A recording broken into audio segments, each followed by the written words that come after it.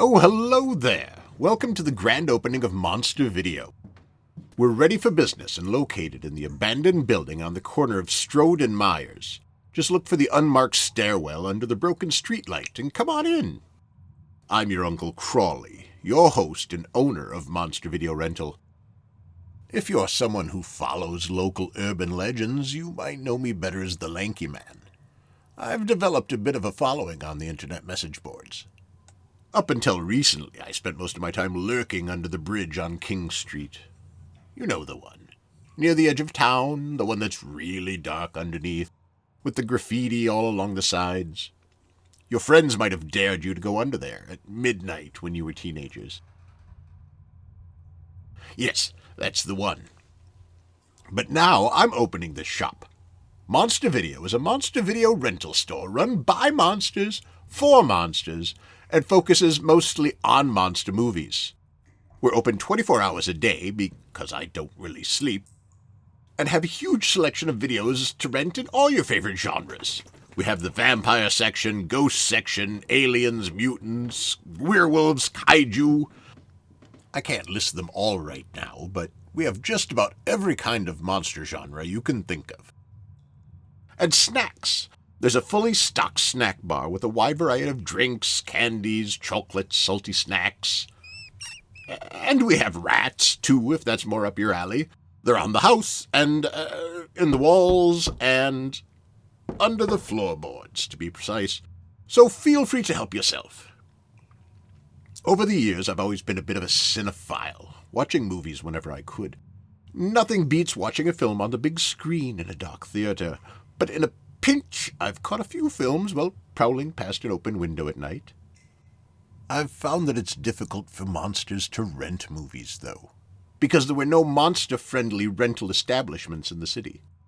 A monster walks into a rental store, and as soon as they see fangs or claws or lack of a face, the screams begin before the monster can even ask about setting up a rental membership.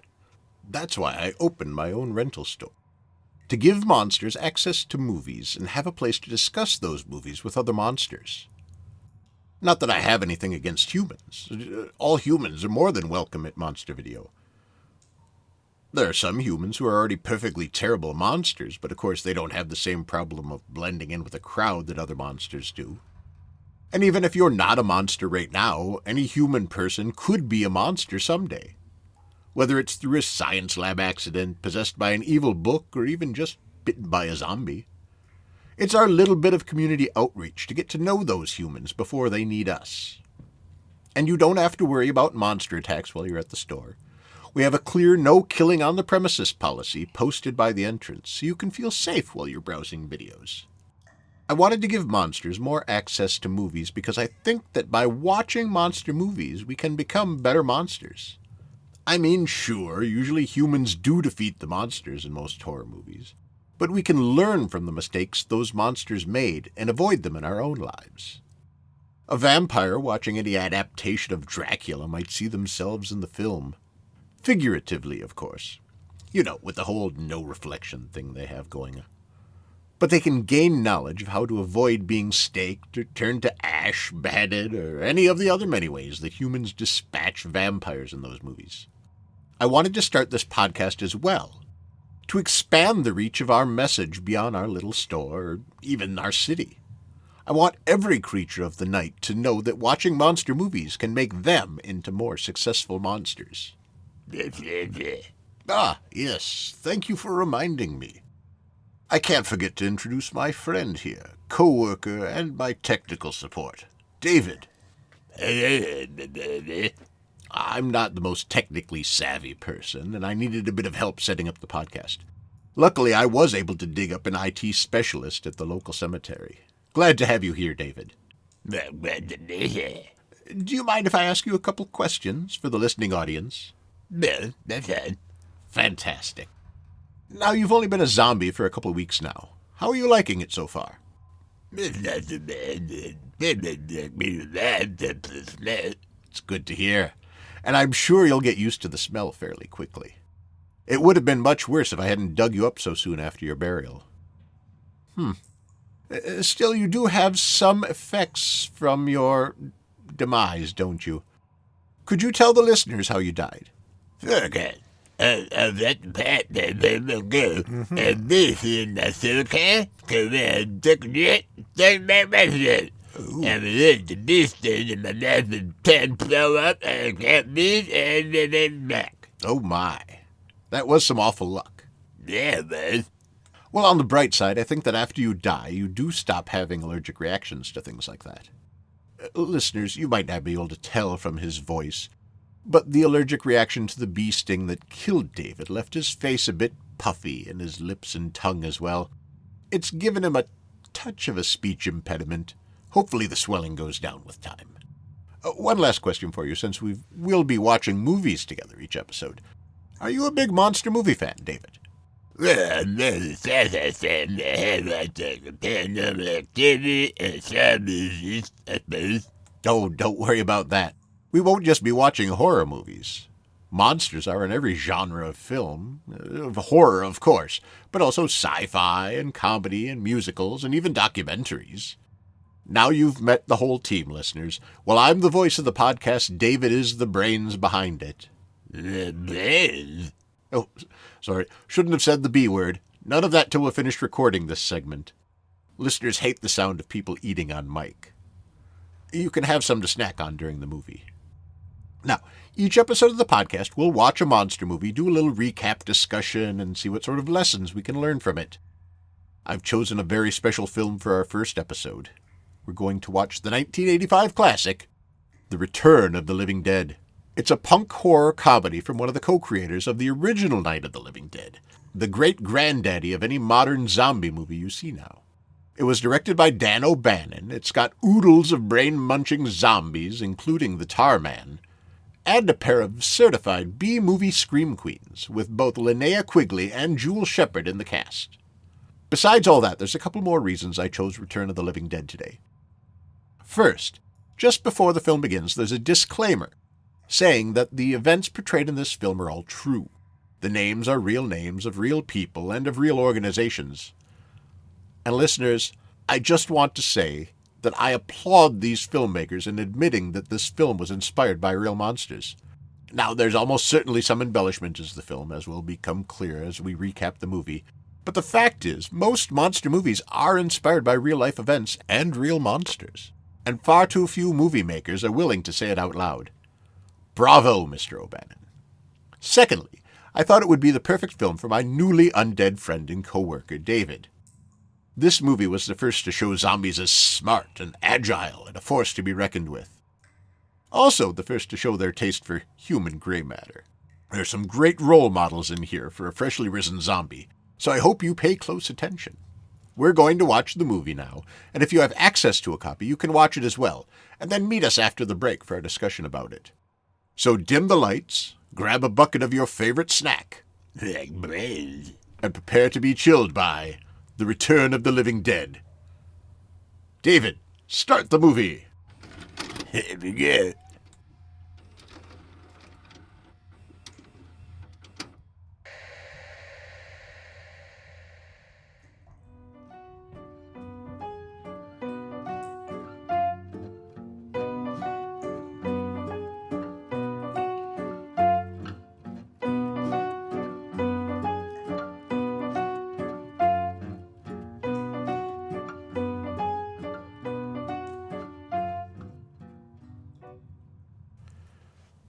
And we're back, listeners.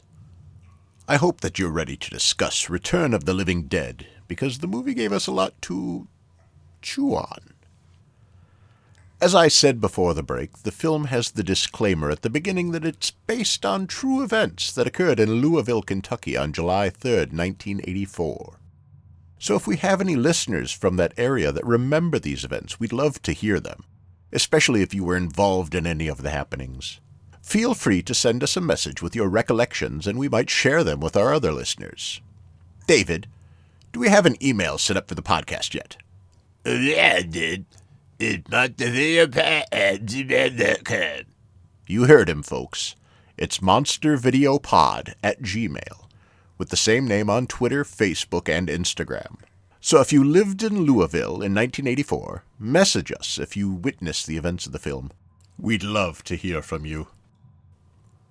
The film opens at the Unida Medical Supply Warehouse, where we have Frank training in his new hire, Freddy.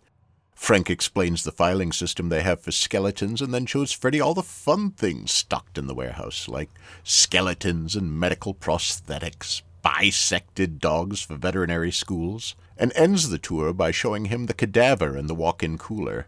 There's also a display case of pinned butterflies in the warehouse, but I'm not quite sure how they'd be considered medical supplies, even for a veterinary school.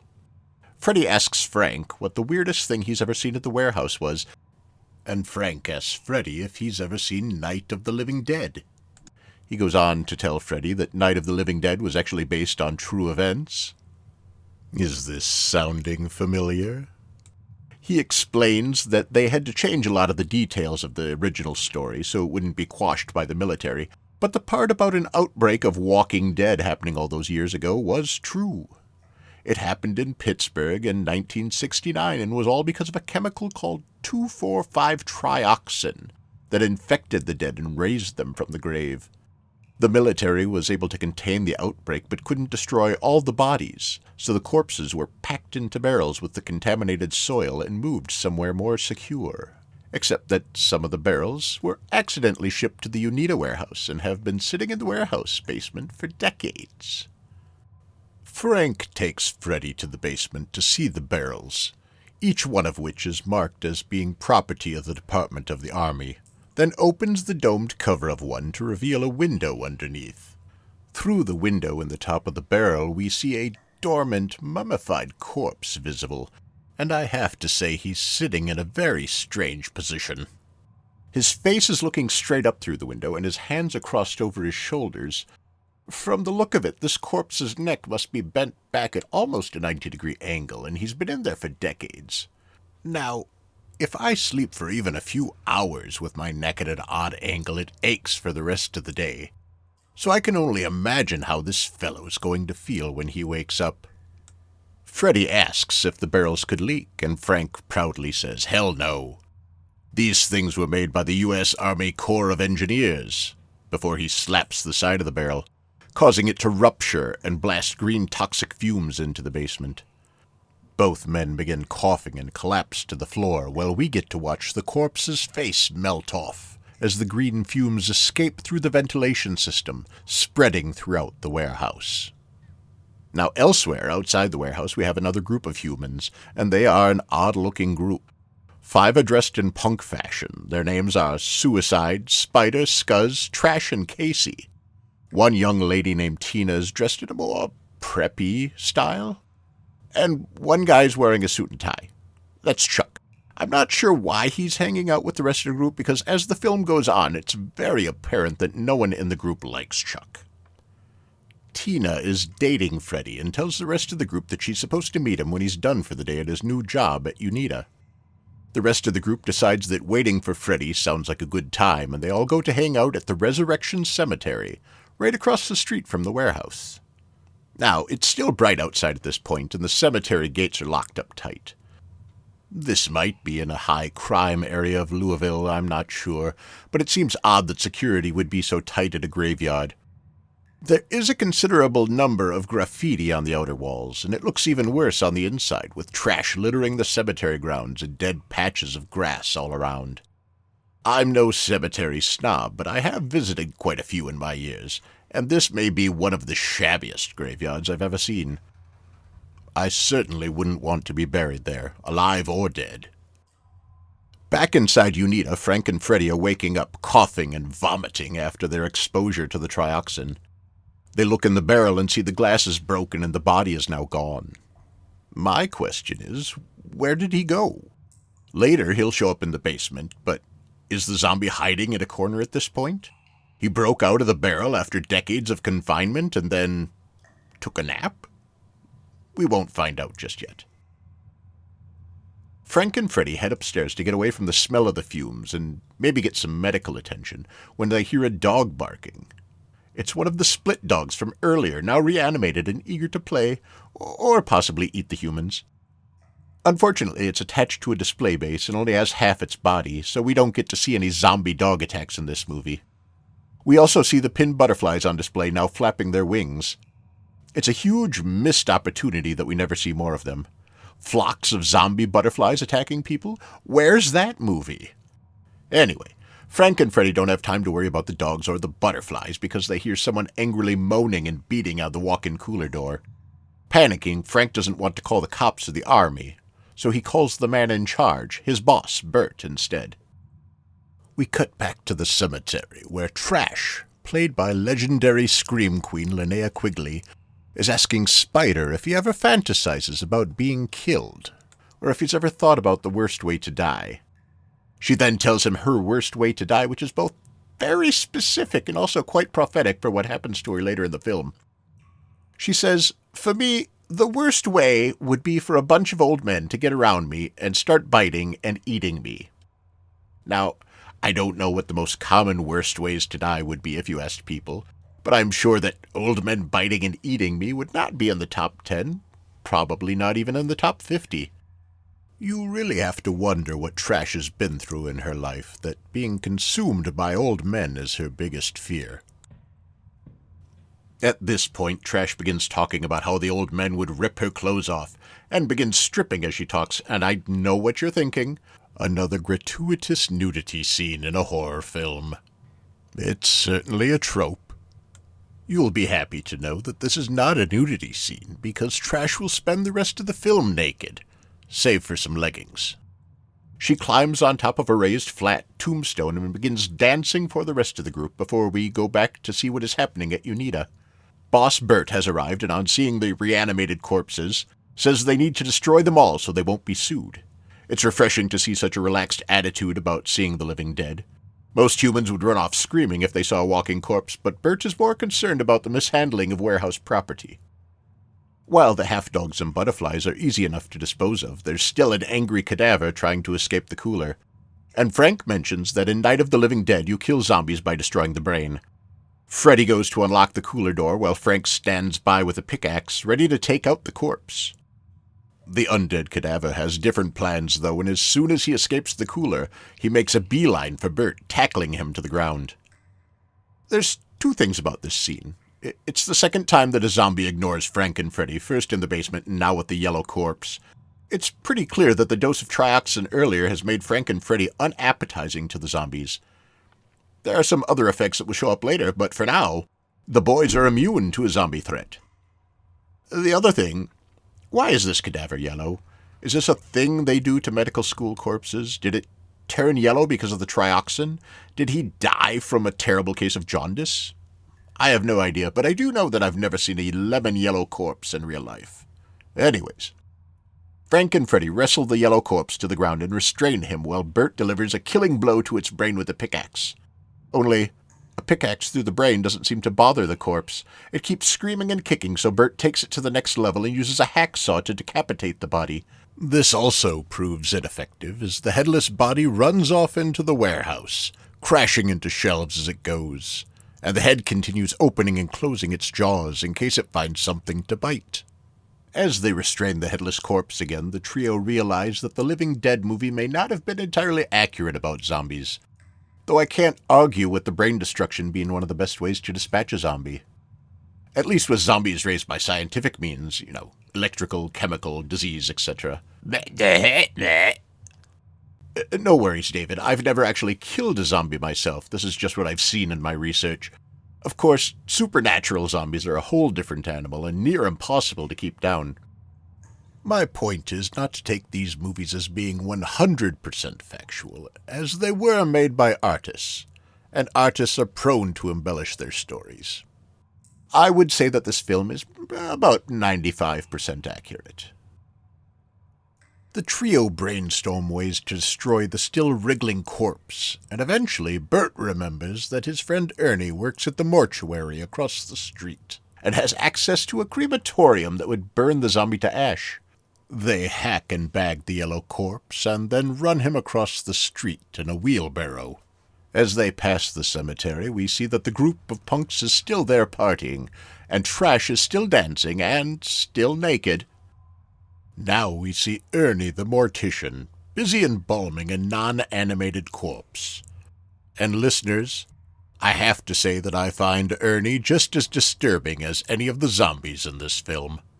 There are several reasons for this, possibly the multiple hints that he may have had a similar job in Germany in the 1940s, but I think the biggest thing is that when he pours himself a cup of coffee, he's still wearing his bloody rubber gloves. It's just very unsanitary. Bert knocks at the mortuary door, surprising Ernie so much he pulls the gun from his hip holster before realizing it was just his friend. Seeing the cart full of wriggling garbage bags, Ernie asks what's inside, and Bert's answer? He says they're rabid weasels, and asks if they can burn them in the cremation oven. Ernie's a bit disturbed at the thought of burning weasels alive and offers to take them outside and shoot them. Knowing bullets won't get the job done, Bert pulls out a yellow grasping hand from one of the bags and shows Ernie. Back in the cemetery, Chuck, who again, no one likes, is hitting on Casey, the blue-haired girl played by Jewel Shepard. She ruthlessly shoots him down to no one's surprise.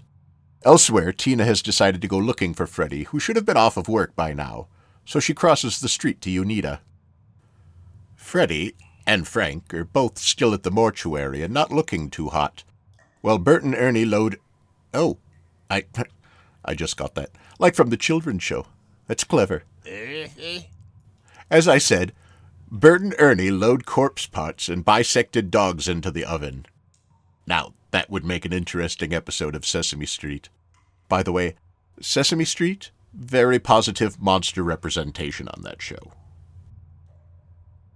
As they turn the oven on and burn the body parts to ash, green smoke rises from the mortuary chimney. The clouds darken and it begins pouring trioxin-tainted rain down on the cemetery. As the rain falls, the group partying in the cemetery runs for Suicide's car, saying it must be acid rain because it's burning their skin. It doesn't take long for the rain to eat through the convertible top and send the group looking elsewhere for shelter. Inside the cemetery, the rain seeps into the ground, causing the buried dead to rise again. And now things really start getting interesting. Tina is at the Unita warehouse looking for Freddy when she hears a voice from the basement. As soon as she reaches the bottom of the stairs, our missing zombie staggers out of the shadows, looking like most of his skin and muscle has sloughed away over his years in the barrel. The zombie, known more famously as Tar Man, sets his sights on Tina and hungrily groans, "Brains." Fun fact, this was the first zombie movie to show their love of brains, and I'm sure that David can attest that this is 100% true. Tina screams and runs up the stairs, which is reasonable, but then falls back down as one of the steps breaks beneath her. She shuts herself in a locker, but the tar man grabs a chain and winch to pry the locker open. This is also the first film to show zombies as more than mindless shamblers. In real life, zombies are capable of most things living humans are, using tools, communicating with each other, even editing podcasts. Luckily for Tina, the rest of her friends show up at this point and run at Tarman. Unluckily for Suicide, he lives up to his namesake, having his heavily pierced head end up in Tarman's grasp as he attacks. He becomes the first fatality of the film as Tarman chops into his skull to get at those delicious brains. Suicide's friends uses death as a distraction and run upstairs and barricade the basement door. Back at the mortuary, Ernie has called in paramedics for Frank and Freddy, as they are now deathly pale and shivering. After checking their vitals, they report that Frank and Freddy have no pulse, no blood pressure, and a temperature very close to room temperature. If the boys weren't awake and talking, the paramedics would swear that they were dead. The group who just escaped Tarman run back through the cemetery, hoping to reach the mortuary, but find themselves surrounded by the living dead. One of the zombies in this scene looks more like he's just a skeleton with eyeballs, not a true zombie, and I have no idea how he would be up and moving around without muscles. A still naked Trash gets separated from the group and ends up falling into a puddle as a group of male zombies pile onto her, presumably to bite and eat her alive, just like she said earlier. Foreshadowing. The rest of the group is split as well, with Chuck and Casey ending up back at Unita, while Tina, Spider, and Scuzz reach the mortuary, banging on the front door until Ernie lets them in. At the same time, the paramedics head out to their ambulance to get stretchers, concerned by Frank and Freddy being clinically dead, but still talking. They don't get too far, though, as they're quickly ambushed by zombies and devoured in front of their ambulance. Ernie hears the screams outside and goes to check on the paramedics, only to find a legless zombie gnawing on leftover brains. The stumpy zombie chases Ernie back into the building, and Ernie tries to call the cops, only to find out that the phone lines are now down. They never really explain why the phone is out now, when it was working just a while before. I have to assume that it was some smart zombie that cut the line, and realize it makes explaining any of this movie's plot holes away much easier by simply saying, "Smart zombies did it." At this point, the zombies are beating on the doors and windows of the mortuary, and the humans go into defense mode, using whatever they can to barricade the entrances and keep the horde out. At the ambulance, a zombie hears the dispatcher calling on the radio and responds, "Send more paramedics." As soon as the second ambulance arrives, they too become meals on wheels as a mob of zombies rush out to eat them. Back inside, the zombies break through a storeroom window, and as the humans try to push them back, Scuzz gets grabbed by a zombie and begins spraying blood everywhere as the corpse takes a bite out of his mohawk. He pulls back, trying to get away, but the zombie holds tight, so Ernie takes an axe to her back, splitting her spine as her top half falls inside and her back half stays out. Scuzz is already dead by the time they pull the zombie lady off of him. The others block up the window again, and Ernie takes the bottomless zombie back to his embalming room. He ties her up on a slab, and though she's just as naked as Trash was, it's a bit harder to tell since her body is quite decayed. Ernie questions the zombie, asking why they want to eat humans, and in a raspy voice she tells him they don't want humans, just their brains. Seems a little wasteful to me, like picking the pepperonis off a pizza and then throwing away the rest. But she says that eating brains dulls the pain of being dead. Apparently she can feel herself rotting away, and the only cure is more brains. Outside, a newly zombified Trash rises from the dirt, still very naked, but also very pale now, and oddly enough does not look to have a scratch or bite mark on her. My theory on this is that she was not actually devoured by the zombies, but due to having no clothing on, she absorbed the trioxin-tainted rain faster than her friends. Being dunked in a puddle of the rainwater was then a big enough dose to turn her into a zombie as it did to Frank and Freddy. This means that by dancing naked in the graveyard, she saved herself from her greatest fear of being bitten and eaten by old men. Take away from that whatever lesson you like.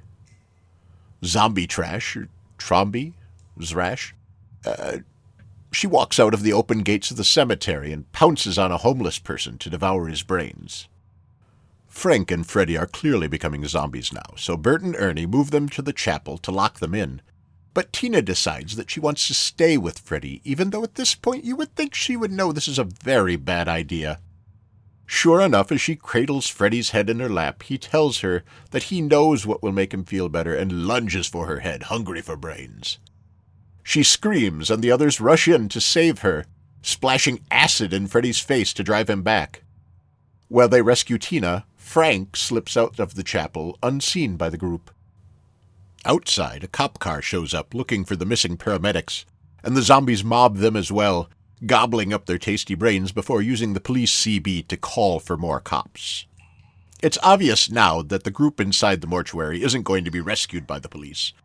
So after the zombie horde disperses, Bert and Spider make a run for the cop car. They make it and try to go back for Tina and Ernie, but the zombie mob piles on the car and they have to speed away, hoping to call for help once they get out. They crash the cop car through the cemetery gates to escape. Now, you'll remember these are the same gates that were wide open when Zombie Trash walked through a couple scenes ago. Now they were shut, so I suppose we'll have to chalk this up to smart zombies again, who closed the gates after the police arrived. Anyway, they get out to the road only to find another zombie mob outside the walls and have to detour back to the Anita warehouse where they find Casey and Chuck. Back in the mortuary, Zombie Freddy busts out of the chapel, his eyes burned shut by the acid. Zombie Freddy can still smell them, though, and calls for Tina, letting him know that he still loves her, but he still wants to eat her brains as well. At the same time, almost zombified Frank takes off his wedding ring before loading himself into the cremation oven. seeing incineration as a preferable fate to being one of the zombie horde. The group at UNITA needs to get to the phone in the basement, but needs to deal with Tarman first.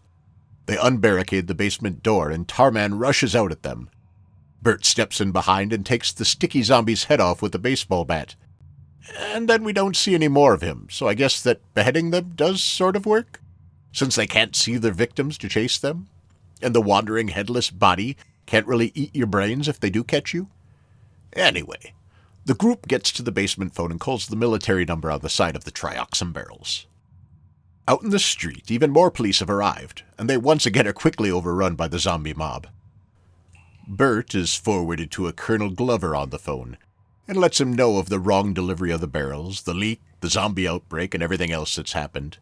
The Colonel calmly lets him know that they have a plan in place, just in case this very thing happened. What he doesn't tell Bert is that the contingency plan is actually dropping a bomb on the cemetery, and we soon see a mushroom cloud loom over the Louisville skyline. The Colonel tells his superiors that the threat has been taken care of. They only had to destroy 20 blocks of the city to destroy all the zombies, and that the rain should put out all the fires from the bombing. So there you have it. Every human and every zombie in the film destroyed by a firestorm in the final minutes. Except for the Colonel. Is he the one that relayed this story to the filmmakers? I feel like he probably would have covered up any military involvement in the incident. And even if he didn't cover it up, how did he know about Trash being naked for most of the film? Did he just make that part up? Like we said before, if you were in Louisville when all this happened, please message us with your account and we'll share it in a future episode. Return of the Living Dead is a great film and very entertaining, but an important part of this podcast is learning from the movie. I think the clearest lesson is just strength in numbers and coordination. One zombie, even a lead zombie like Tarman, isn't necessarily a huge threat to humans. They took him out with a baseball bat. But in a horde, they're unstoppable. Of course, there's always something to be said for subtlety, too. You get too big of a horde and you're putting a target on your back. A target that they'll drop a firebomb on. Maybe just have a close-knit group of zombie friends you can prowl around with.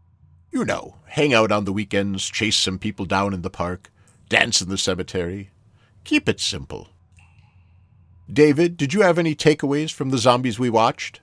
Well, I guess I wouldn't mind getting stuck in a coffin with that near quicker zombie. Well, yes. She was quite an attractive zombie in the movie. But she was also just an actress playing a zombie. I'll tell you what, we'll keep an eye on the obituaries and see if we can't dig up a girlfriend for you in the future. Heck yeah. Unfortunately, listeners, this brings us to the end of today's episode. I do hope that it was educational and entertaining, and that you'll tune in for our next episode. Even better, stop by the store and pick up some movies. If you come in and mention this episode to us, we'll throw in a free bag of Tarman-flavored taffy to snack on while you watch. A little treat from your Uncle Crawly. If you have any comments, questions, requests, or movie recommendations for us, we're on Twitter, Blue Sky, Facebook, all as Monster Video Pod. You can also email us at monstervideopod@gmail.com. Until next time, listeners, stay safe and stay scary. Good night. Oh, there we go. Good job, David. Thank you. One episode done. You know, I actually do have one of those barrels from the movie. Really? No, not the exact same one. This one still has a body in it and everything. Well, Of course it works. How do you think I brought you back? It's not gonna leak. No, it's safe. I've got it back in the employee break room. But if you do notice any zombie rats around the store, be sure to let me know.